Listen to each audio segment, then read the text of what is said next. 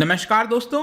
जैसे जैसे विश्व के अंदर वुहान वायरस की जांच को लेकर लोगों के द्वारा डिमांड बढ़ती जा रही है, बहुत सारे देश अब सामने खुलकर आ रहे हैं और इसके जांच की डिमांड कर रहे हैं। वैसे वैसे जो चाइना है वो काफी ज्यादा इम्पेशेंट हो गया है। कई सारे ऐसे बयान आ रहे हैं। अब देखिए, डायरेक्टली आपने कभी भी चाइना के प्रेसिडेंट के द्वारा उनके मुंह से कभी भी कुछ चीजें डायरेक्ट नहीं सुनी होंगी। ये बेसिकली क्या करते हैं, इनकी जो माउथ पीस है ग्लोबल टाइम्स, उसके माध्यम से सूचना देने की कोशिश कर रहे हैं। जो भी सरकार का पक्ष होता है वो ग्लोबल टाइम्स के माध्यम से दिया जाता है और इस बार भी आपको यही देखने को मिलेगा। यहां पर आप आर्टिकल्स देख सकते हो, China wants of nuclear showdown with the United States. ये भी आप देख सकते हो, state media in China want country should get ready for nuclear war with US as hostility is burning. Specially यहां पर यूएस का नाम इसलिए लिया जा रहा है, आपको याद होगा कुछ दिन पहले जो बाइडेन के द्वारा यहां पर बयान दिया गया और कहा गया कि जो यूएस की इंटेलिजेंस कम्युनिटी है उनसे हम यहां पर जांच कराना चाहते हैं कि एक्चुअल में ये वायरस आया कहां से, हमें क्लियर कट पता होना चाहिए।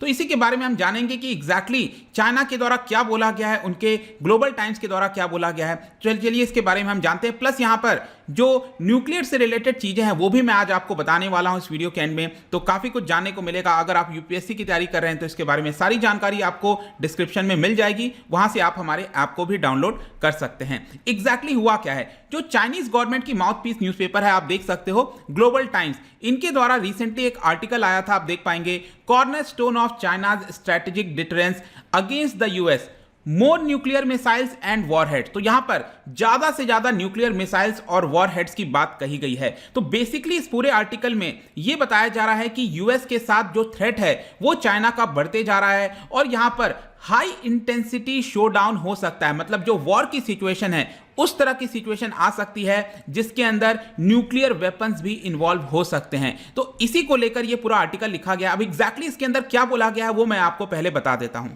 जो ग्लोबल टाइम्स के एडिटर हैं हु शीजिन, उनके द्वारा इसके अंदर बोला गया कि जो चाइना है उसको अपने न्यूक्लियर प्रोग्राम को और ज्यादा एनहेंस करने की जरूरत है, बड़ा करने की जरूरत है, ताकि ये डेटरेंस की तरह काम करे। मतलब कि यूनाइटेड स्टेट्स यहां पर कोई भी कदम ले तो पहले इसके बारे में सोचे कि अगर वो कोई वॉर करता है चाइना के ऊपर, कोई भी अटैक करता है तो उसका कॉन्सिक्वेंस क्या होगा, ऐसा यहां पर बताया जा रहा था उनके एडिटर के द्वारा।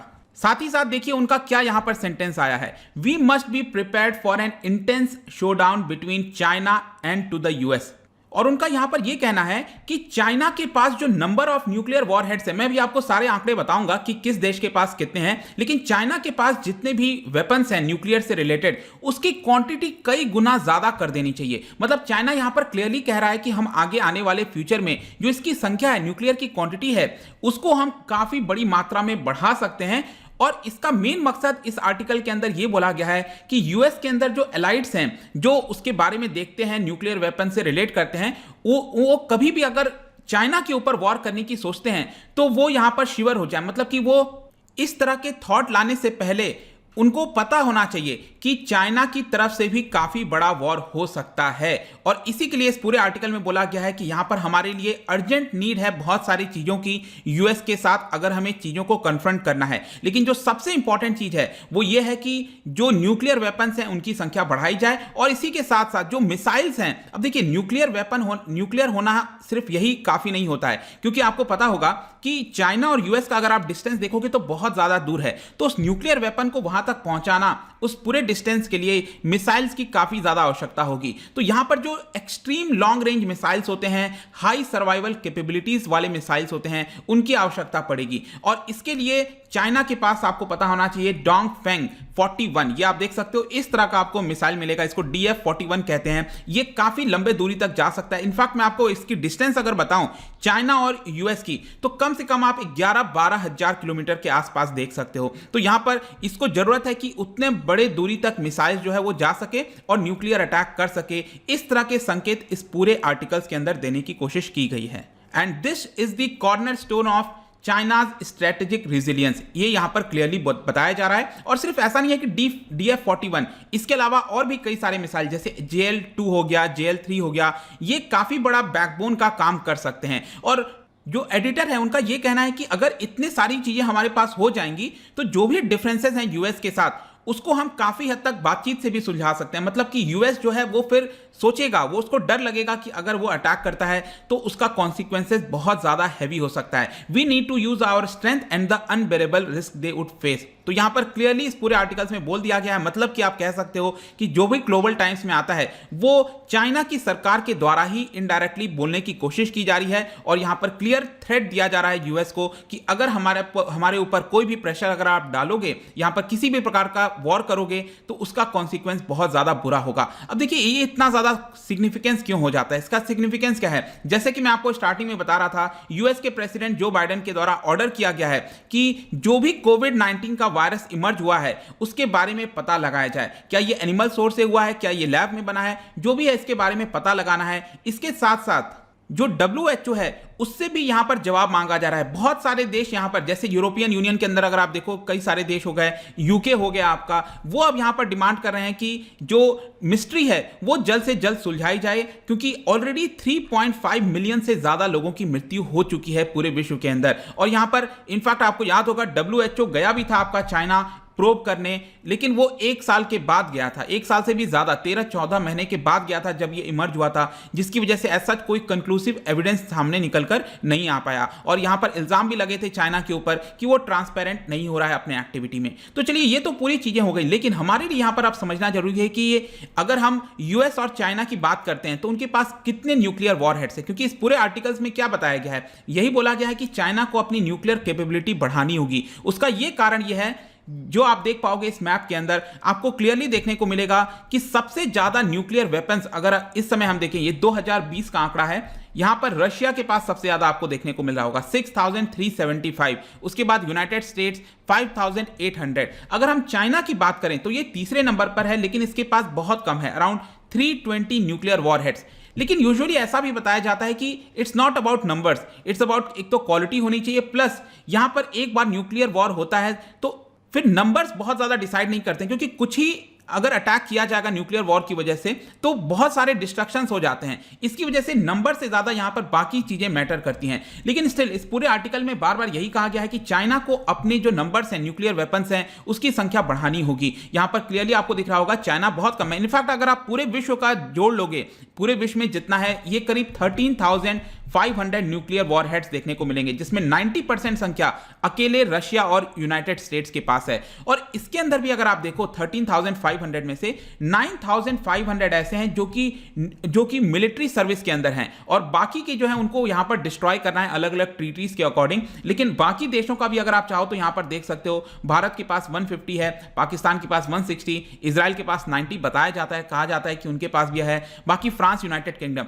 इनफैक्ट अगर आपको याद हो तो पहला जो न्यूक्लियर टेस्ट एक्सप्लोजन है वो आपका जुलाई 1945 में किया गया था, और 2 एटॉमिक बम्स को जो है वो जापान के अंदर गिराया गया था अगस्त 1945 में, अगर आपको याद हो, हिरोशिमा और नागासाकी के अंदर।